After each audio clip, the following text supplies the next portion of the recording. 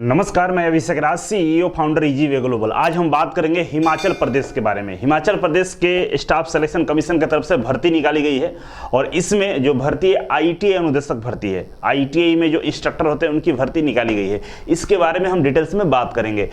अगर आप आईटीआई के हैं और सरकारी नौकरी का तैयारी करना चाहते हैं, गवर्नमेंट जॉब करना चाहते हैं, तो आप इजी वे कोचिंग के माध्यम से तैयारी कर सकते हैं। हमारे ऑनलाइन और ऑफलाइन दोनों कोर्सेस अवेलेबल हैं। अधिक जानकारी के लिए, हम इस कोर्स के बारे में जानकारी के लिए हमारे हेल्पलाइन नंबर पर कॉल कर सकते हैं।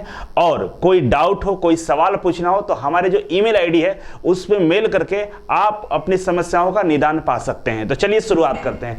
सबसे पहले आपको Himachal Pradesh staff selection commission के वेबसाइट पर आना होगा, ठीक है। इसका डोमेन नेम यहाँ पे लिखा हुआ देख सकते हैं। और इसके बाद आपको जैसे स्क्रॉल करेंगे तो यहाँ पे नोटिफिकेशन है, नोटिफिकेशन पर क्लिक करेंगे तो आपके सामने एडवर्टाइजमेंट ओपन होगा और यहाँ पे लेटेस्ट पे क्लिक कर लीजिएगा। लेटेस्ट पे क्लिक करेंगे तो यहाँ पे दिखाई देना शुरू होगा। तो इसमें जो 24 डेट वाला है वो वहाँ पे देखेंगे तो आपको दिखाई देगा जो नोटिफिकेशन है, ये वाला, ये एडवर्टाइजमेंट नंबर 38 है, ठीक है। ये 24 दिख रहा होगा। इस पर क्लिक करके इसको डाउनलोड कर लीजिएगा। इसमें पूरा डिटेल्स दिया गया है, ठीक है। डिटेल्स को हम ओपन करते हैं यहाँ से, ये रहा। अब इसमें जो वैकेंसी निकाली गई है, इसमें अलग अलग पदों पे बहुत सारे अलग अलग डिपार्टमेंट की भर्ती है। क्योंकि स्टाफ सिलेक्शन कमीशन क्या करता है, भर्ती निकालता है। अपने राज्य के अंदर में जो भी कर्मचारी होते हैं उनकी भर्ती स्टाफ सिलेक्शन कमीशन से होती है। तो हिमाचल प्रदेश की जो स्टाफ सिलेक्शन कमीशन है वो भर्ती निकाली है। इसमें बहुत सारे पदों पर भर्ती निकाली है, लेकिन इसमें जो अनुदेशक की भर्ती है उस पर हम चर्चा करने वाले हैं। और कुछ टेक्निकल भी पोस्ट है, टेक्नीशियन का भी पोस्ट है, उस पर भी हम यहाँ पर चर्चा करेंगे, ठीक है। तो जैसे इसके स्क्रॉल करते हुए जाएंगे तो भर्ती की संख्या यहाँ पर आपको दिखना शुरू हो जाएगा। जैसे हम शुरुआत करते हैं जो अनुदेशक की भर्ती है उसी से, तो स्क्रॉल करेंगे तो यहाँ पे देख सकते हैं। नेक्स्ट यहाँ पे आपको हम दिखाते हैं, थोड़ा सा स्क्रॉल करेंगे तो आएगा। बहुत सारी भर्ती है, इसी में से स्टार्ट होगा तो लाइन से दिया हुआ, देखिए यहाँ पर दिया है इंस्ट्रक्टर दिया, technical education vocational and industrial training, ठीक है। इंस्ट्रक्टर कारपेंटर के लिए है और यहाँ पे सीटों की संख्या 1, टोटल 2 सीट है।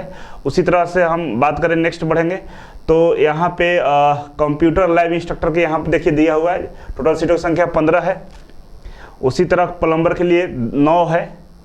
आगे बढ़ेंगे तो यहाँ पे बेसिक कस्टमोलॉजी का 3 है। इसके अलावा computer operator programming assistant COPA के लिए यहाँ पे 21 सीट है। इसी तरह नेक्स्ट है हमारा डेस्कटॉप पब्लिशिंग के लिए 1 है। और इसके बाद है ड्रेस मेकिंग का यहाँ पे 1 है। तो ये सीटों की संख्या दिया गया है, ठीक है। इस तरह से आप अपने ट्रेड का देख सकते हैं। लगभग सारे ट्रेड का यहाँ पे वैकेंसी निकाली गई है। अब इसमें कंडीशन ये है कि इसमें कौन कौन से लोग अप्लाई कर सकते हैं। बिहार के बाहर वाले, हिमाचल प्रदेश के बाहर वाले या हिमाचल प्रदेश के ही केवल लोग अप्लाई कर सकते हैं। तो यहाँ पे थोड़ा सा टेक्निकल चीज़ लिखा गया है जिसको आप लोगों को समझना होगा कि वो टेक्निकल चीज़ क्या है। तो जैसे क्वालिफिकेशन आप देखेंगे ना, तो क्वालिफिकेशन से सारा चीज़ स्पष्ट हो जाएगा। तो चलिए हम सीधे क्वालिफिकेशन को हम दिखाते हैं आपको कि क्वालिफिकेशन में क्या लिखा गया है।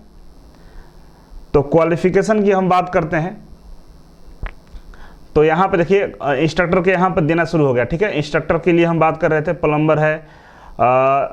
कोई अच्छा सा एक ट्रेड निकालते हैं जिसमें सब लोगों को समझ में आ जाए। ड्रेस मेकिंग का है, इसके अलावा ये फैशन डिजाइनिंग का है, बेवरेज का है, फोटोग्राफर का है, ठीक है, स्टेनोग्राफर है, देखिए इलेक्ट्रीशियन का है, ठीक है। यहाँ पर हम समझ लेते हैं कि क्वालिफिकेशन क्या दिया हुआ है। तो जो डीजीटी का क्वालिफिकेशन का रूल्स है उसी के अकॉर्डिंग दिया होगा कि बीटेक वाले, डिप्लोमा वाले और आईटीआई वाले तीनों अप्लाई कर सकते हैं। और तीनों का जो क्वालिफिकेशन है उसके साथ एक्सपीरियंस भी मांगा है। एक्सपीरियंस बीटेक के लिए 1 साल होना चाहिए, ठीक है।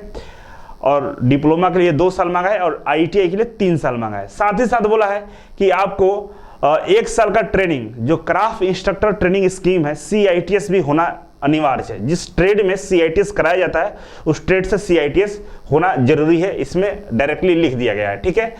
अब इसी के साथ एक चीज और नोट में लिख दिया है, नोट करके दिया हुआ है। क्या दिया हुआ है समझिए। A candidate shall be eligible for appointment of this post if he she has passed matriculation and 10+2 from any school institutions situated within Himachal Pradesh, provides this condition shall not apply to bona fide Himachal।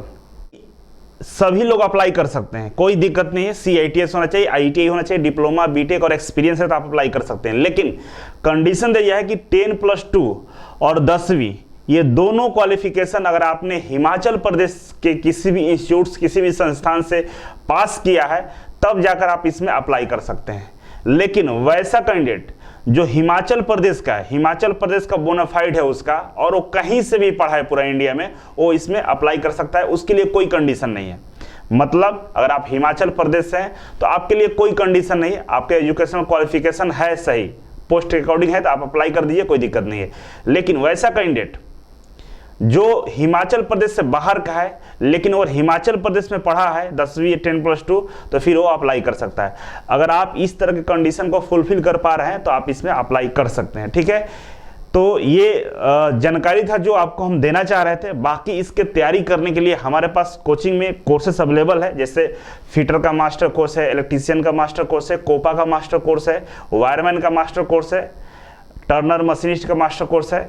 ये तमाम जितने भी पद निकाले गए हैं लगभग उसमें 6-7 ट्रेडों की हमारे यहाँ क्लासेस अवेलेबल है।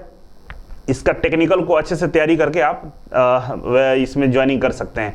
इसमें रिटन एग्जाम होगा, रिटन एग्जाम क्वालिफाई करने वालों को ही मौका दिया जाएगा। तो पूरा डिटेल्स हम नहीं बताएंगे क्योंकि आप लोग इसे पढ़ कर समझ लेंगे। बहुत सारे बच्चों में ये डाउट था कि क्या इसमें अप्लाई कर पाएंगे नहीं कर पाएंगे, तो ये क्लियर करने के लिए मैंने बनाया था। तो कुल मिलाकर यही कहानी है कि हिमाचल प्रदेश वाले ही इसमें अप्लाई करेंगे। बाकी लोग, हमें बहुत कम ऐसे लोग होंगे जो हिमाचल प्रदेश के किसी संस्थान से 10 और 10+2 किए होंगे। और बाकी आप समझदार हैं, आप अपने अनुसार इसको पढ़कर देख लीजिएगा। कोई डाउट होगा तो कमेंट बॉक्स में कमेंट कर सकते हैं। लेकिन एक चीज़ गलत है क्योंकि जो CITS कोर्स है सेंट्रलाइज होता है, DGT भी खुद सेंट्रलाइज है, NCVT भी सेंट्रलाइज है ना। NCVT पूरे देश में चलाया जाता है, पूरे देश के बच्चे NCVT से पास का सर्टिफिकेट लेते हैं। पूरी कंट्रोल DGT के अंदर में होती है, ITI का, गवर्नमेंट ITI का। फिर जो इसमें इंस्ट्रक्टर की जो बहाली होती है उसको भी सेंट्रलाइज रखना चाहिए था। ये नहीं कि बिहार का है तो बिहार के केवल बिहारी बच्चे भरेंगे, यूपी का तो यूपी वाले ही केवल भरेंगे, ऐसा गलत है। क्योंकि हमारे बिहार में, यूपी में ऐसा नहीं है, सभी राज्यों के बच्चे अप्लाई कर सकते हैं और नौकरी कर सकते हैं, अगर कोई दिक्कत नहीं है। बिहार तो केवल बदनाम है, समझिए ना। लेकिन बिहार जैसा दरिया दिली और ईमानदार और सबके लिए ओपन व्यवस्था कहीं नहीं है, बिहार में ही है और यूपी में है। बिहार का मतलब यूपी बिहार दोनों होता है, ठीक है ना। बहुत कम लोग ये जानते होंगे। जैसे मुंबई वगैरह जाइएगा, गोवा, महाराष्ट्र जाइएगा तो वहाँ पे बिहारी बोलता है ना, तो बिहारी केवल यूपी वालों को नहीं बोलता, केवल बिहार वालों को नहीं बोलता है, यूपी बिहार दोनों मिलाकर बिहारी बोलता है। और यहाँ पे जो सिस्टम है हमारे यहाँ, कोई भी व्यक्ति किसी भी जॉब में अप्लाई कर सकता है, यहाँ पर नौकरी ले सकता है, नौकरी कर सकता है, कोई दिक्कत नहीं है। लेकिन वहीं दूसरे राज्यों में जाते हैं तो ये समस्याएं देखने को मिलती है। कहीं कहीं माना तो नहीं करता लेकिन रीजनल लैंग्वेज मांग देता है। जैसे महाराष्ट्र में मराठी मांग देता है, आसाम में आसामी मांग देता है, और जहाँ पे हिंदी चलती है वहाँ बोलता है कि मेरे यहाँ से आप पढ़े हैं तभी आपको नौकरी देंगे। तो ये व्यवस्था गलत है। और बिहार यूपी में पता है क्यों नहीं लागू होता है? इसलिए लागू नहीं होता है क्योंकि यहाँ के जितने भी लीडर्स हैं ना, इनको प्रधानमंत्री बनना होता है। तो ये प्रधानमंत्री कैसे बनेंगे? जब वहाँ के लोगों को मौका देंगे तब तो इनको प्रधानमंत्री के लोग, वहाँ के लोग मानेंगे। तो बहुत सारी समस्याएं, पॉलिटिकल भी रीजन है। तो चलिए क्या कर सकते हैं हम लोग, बस यही है कि अपने अपने राज्यों का इंतजार कीजिए। और एक दूसरा इंतजार और कर सकते हैं कि यूपी बिहार में भी भर्ती आएगी तो अप्लाई कर सकते हैं पूरे देश के लोग, ठीक है। क्योंकि हमारे यहाँ ऐसा कुछ नहीं होता है। आप आइए, वेलकम रहेगा सभी लोगों का। तो आज के लिए इतना ही था। Thank you so much. फिर मिलते हैं आपसे एक नई वीडियो और एक नई जानकारी के साथ। तब तक के लिए नमस्कार।